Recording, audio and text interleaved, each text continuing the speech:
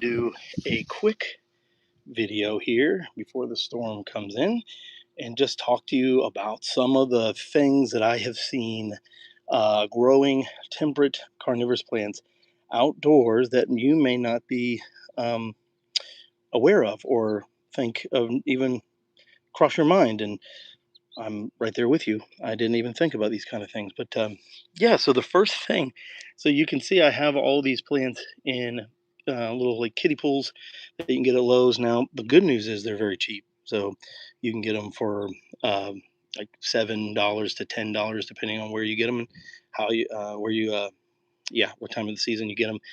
The bad news is they don't hold up very well to the sun. And so they get very crispy very quickly. I don't know if you could hear that creaking. And then also you'll notice grass blades everywhere. That is because I just weeded, and you see all the little blue flecks in there.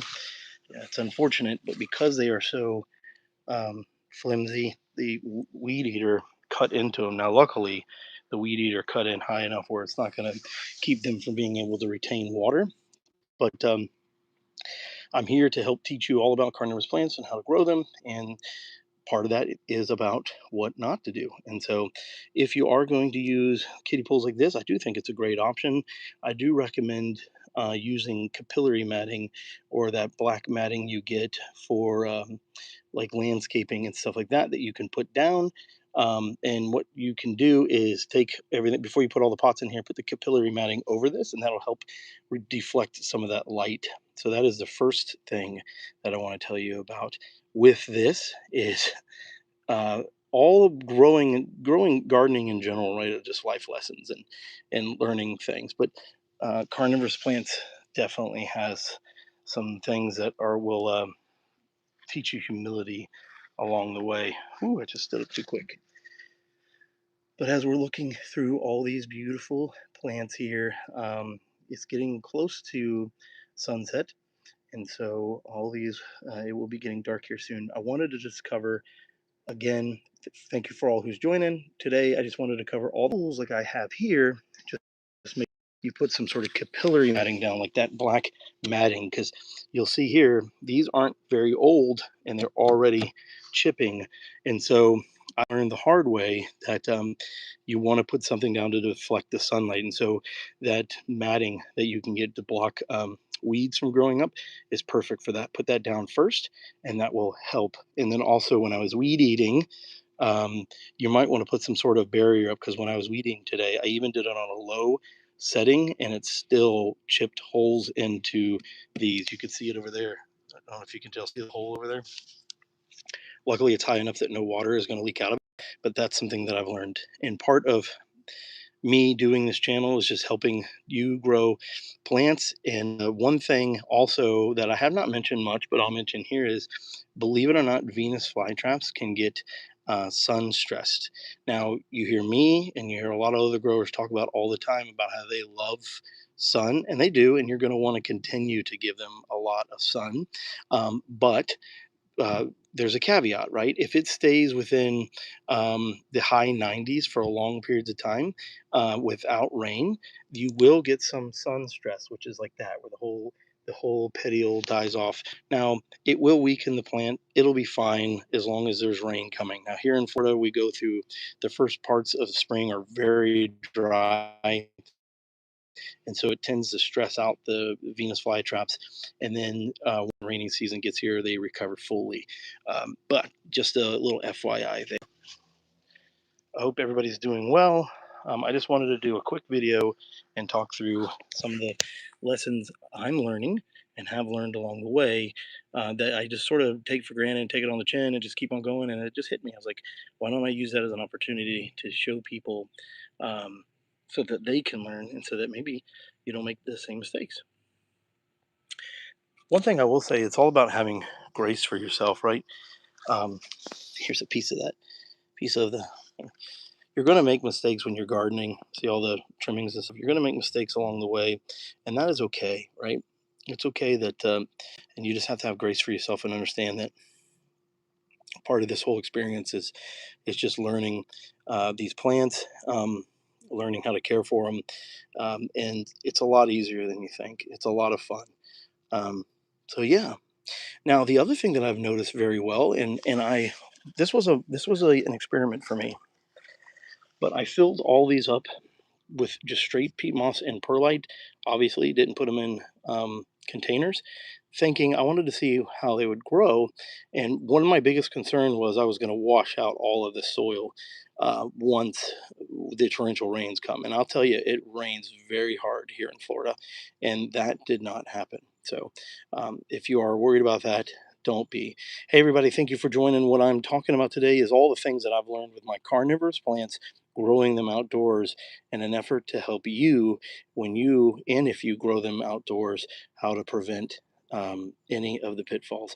As you can see here, all these trigger plants, the Stellidium of the Bill, are starting to flower like crazy. Now, this is nothing compared to what this will be in a couple months. This will be completely full of these beautiful purple flowers.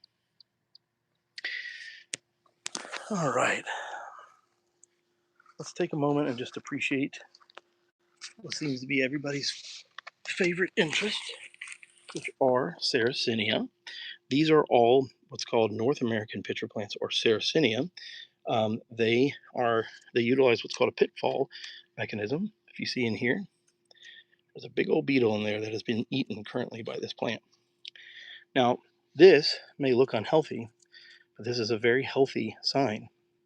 And if you look in there, a bunch of gooey stuff, that's all dead insects. These plants, once they catch other prey and they eat them, um, will kill off their pitchers. And so that's what's happening here. Now you'll notice the die-off sort of occurs on down from the top to the bottom. And that is because all the digestive enzymes are down in here and there's fluid in there. So there's a couple of reasons, evolutionarily speaking, you want to keep that fluid going as long as possible to digest as much as possible. But then the other side of the coin is that um, just because there's fluid in there, obviously it's going to take longer to die. But yeah, boy, it is brutal. I just got done mowing, and it is very, very hot here in Florida, even though it is 7:30 where I am. Sun's just about to go down here in a few minutes. It is still brutally hot. If you have any questions, don't hesitate to ask. Not a huge turnout today, but it is Friday night, so I'm sure everybody is out and about. But if you do have any questions along the way as we tour the plants, don't hesitate to ask. I'm here to help. Just taking a moment to enjoy all beautiful plants. I wish I would have got it on film today. I had a huge lizard literally crawl up and grab a fly that was just about to escape from these Drosera. I was like, oh man, by the time I got the camera, he's like, nope, and he ran off. But yeah, so that was a bummer. Looks like we have a Venus flytrap. Hopefully I don't lose signal here. We have a Venus flytrap. Now, normally you wouldn't want to do this, but what I'm going to do is self-pollinate this Venus flytrap.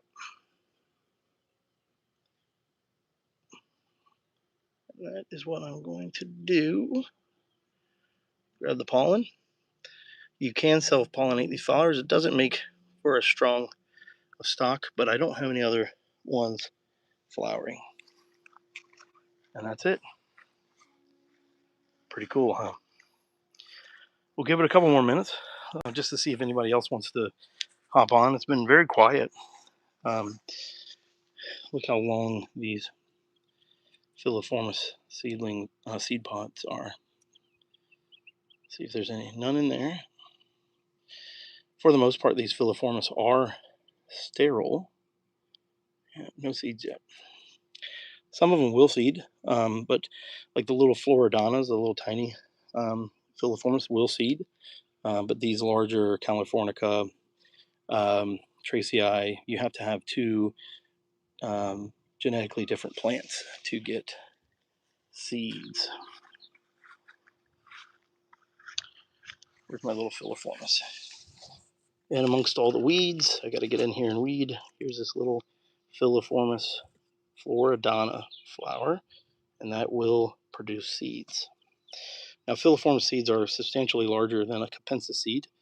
Capensis, they are basically grains of sand. Filiformis is, um, I'd say, twice as large.